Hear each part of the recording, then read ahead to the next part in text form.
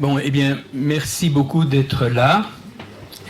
Pour rejoindre un petit peu la remarque de l'homme que nous venons d'entendre, bien sûr que le mouvement de Michel Bureau et les options philosophiques qu'il a prises dans ses choix sont remarquables. Et d'ailleurs, c'est la raison pour laquelle nous l'avons rejoint. Oui, donc notre but, c'est d'essayer de réunir un maximum d'associations citoyennes pour pouvoir former une masse critique suffisante et proposer une alternative valable. Seulement, je ne suis pas certain que la vision du rassemblement et de la masse critique soit la même chez Michel Bureau et chez la plupart d'entre nous. Nous voyons le rassemblement citoyen comme ça, et il le voyait plutôt comme ceci. Alors moi j'ai pris le parti de me remettre à la place qui m'est assignée depuis ma naissance. Ma patrie c'est le peuple, et le peuple aujourd'hui c'est le collectif citoyen.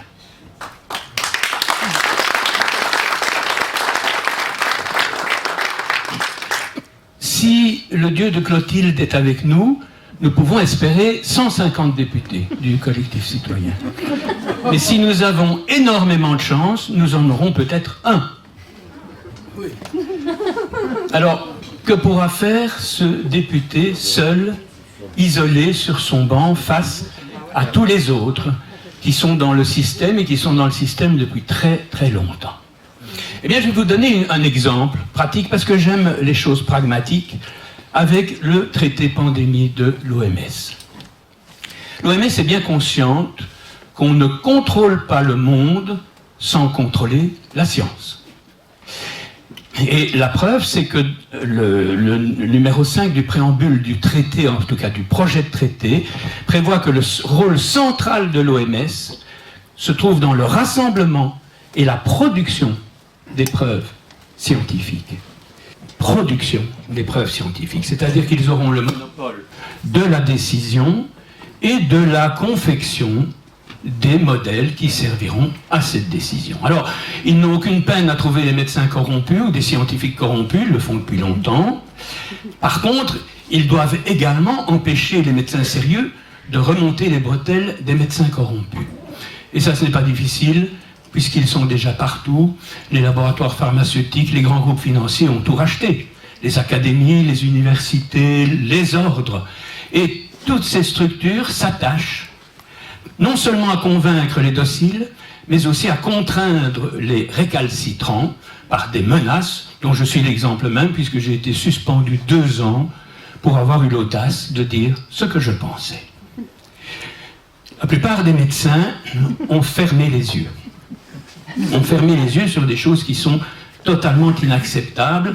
Alors, bien entendu, pour convaincre notamment de la médiocrité de certains grands esprits, on donne un petit coup de téléphone à Olivier Véran, par exemple. Non, mais s'il vous plaît, combien de personnes en France refuseront un vaccin protecteur, enfermés dans leurs fausses croyances par les propos ambigus du charlatan de la Canebière? Le charlatan de la Canebière, c'est Didier Raoult. Alors, évidemment, les propos d'Olivier Véran, du 14 février 2024, ont été répercutés sur toutes les chaînes. Tout le monde, naturellement, dans sa confiance qu'ils font aux structures journalistiques et médiatiques, pense que Didier Raoult est le charlatan de la Canebière. Et on donne un autre petit coup de fil au professeur Lega. Parce qu'il ne suffit pas de dire qu'il est charlatan, il faut prouver que Didier Raoult est un charlatan. Et le professeur Lega, il a écrit cette étude, vous voyez, les morts induites par l'usage compassionnel de l'hydroxychloroquine durant la première vague du Covid-19. Le professeur Lega, vous le connaissez? Qui le connaît? Si vous le connaissez, regardez. L'hydroxychloroquine, il y a quelques jours, une étude française est sortie. Elle a révélé que son utilisation pour avoir provoqué près de 17 000 décès en 5 mois. Souvenez-vous, ce traitement avait été promu par le professeur Didier Raoult pendant... Eh bien, cette étude, vous la connaissez. Vous avez tous entendu 17 000 ou 16 990. Eh bien, c'est l'étude du professeur Lega. Et c'est de ça que je vais vous parler, parce que c'est un outil extraordinaire qu'il nous a donné là pour nous battre. Imaginons que je veuille estimer la criminalité par arme à feu à Knokke-le-Zout, mais que le bourgmestre n'ait pas encore publié ses statistiques. En revanche, Je dispose des statistiques de Los Pasos au Texas qui me permettent évidemment d'évaluer la criminalité de Knokke-le-Zout. L'étude El Paso montre que sur 10 000 décès, 1110 sont liés à des armes à feu. J'en déduis que la létalité par arme à feu dans une société civilisée est de 11,1%. Et comme à Knokke-le-Zout, nous avons eu 804 décès en 2020, et qu'il y a 11% de décès par arme à feu, il y a évidemment à Knokke-le-Zout 88 morts par arme à feu en 2020. Raisonnement strictement parfait. Bien. Sauf qu'à El Paso, 99% des hommes ont un Stetson, 96% ont un flingue, et 95% des femmes ont un lasso et un fouet. À Knokke-le-Zout, 99% des hommes portent la cravate, 96% ont une BM, et 95% des femmes ont un sac Vuitton et un foulard Hermès.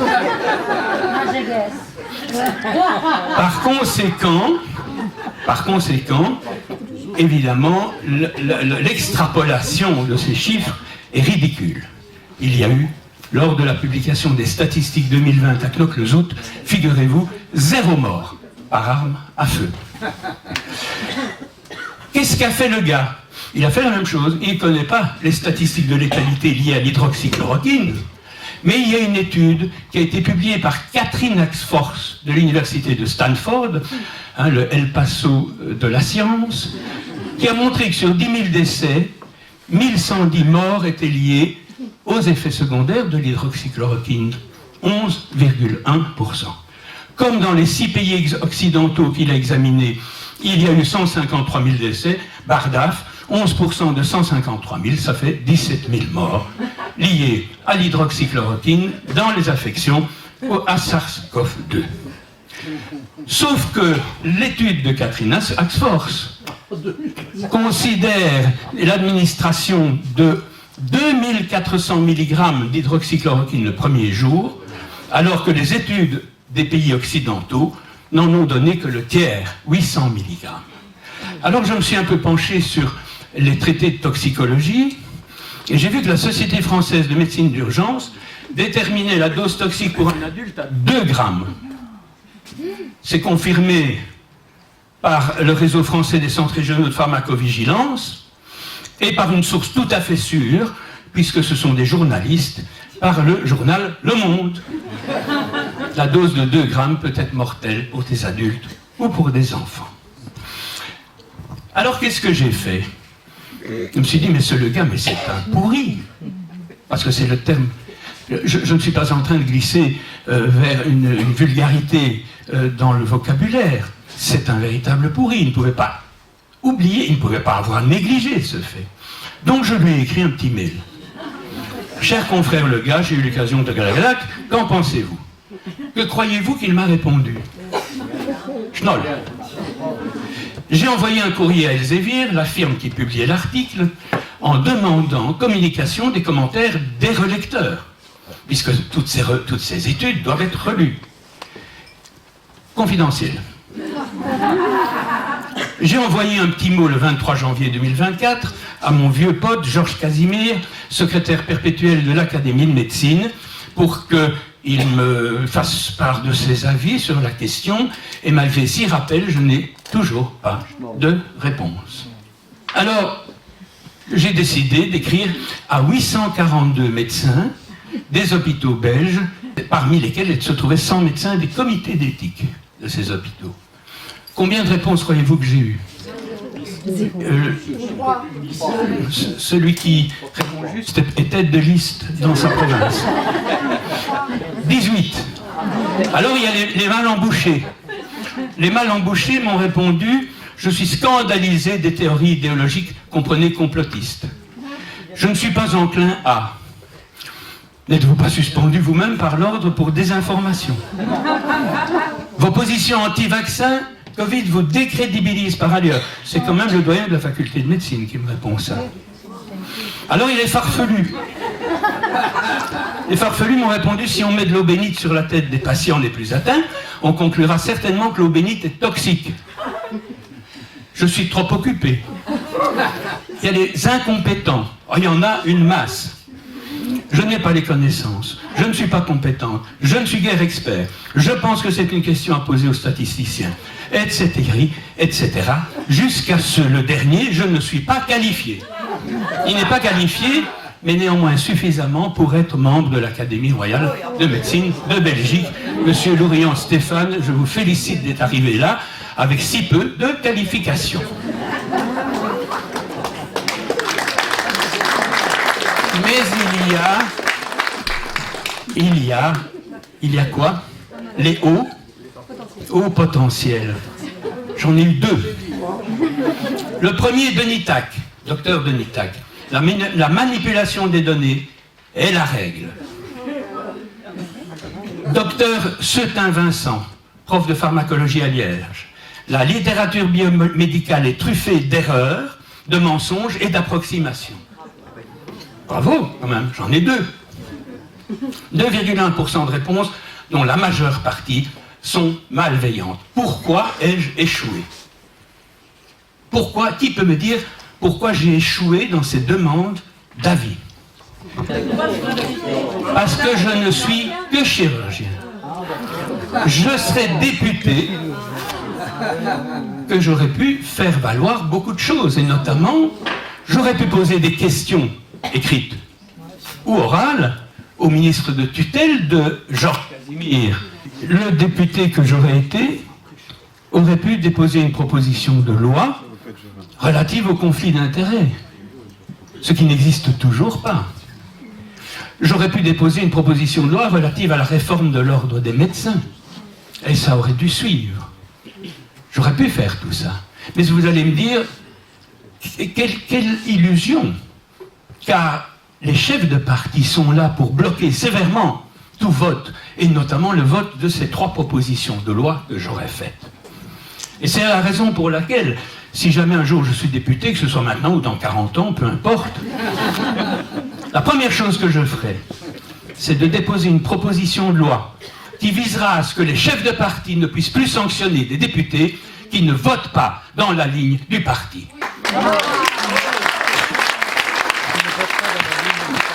Et ça, croyez-moi, c'est un truc qu'on peut avoir hic et nunc, pour une raison très simple. C'est que je suis certain que les députés n'attendent qu'une chose, c'est d'envoyer une cartouche aux magnettes, aux bouchers et autres zigomards qui les dirigent.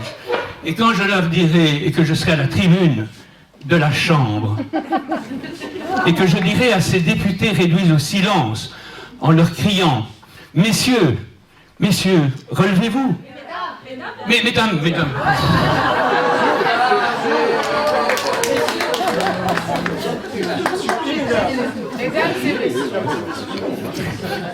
Je sens déjà la question des journalistes.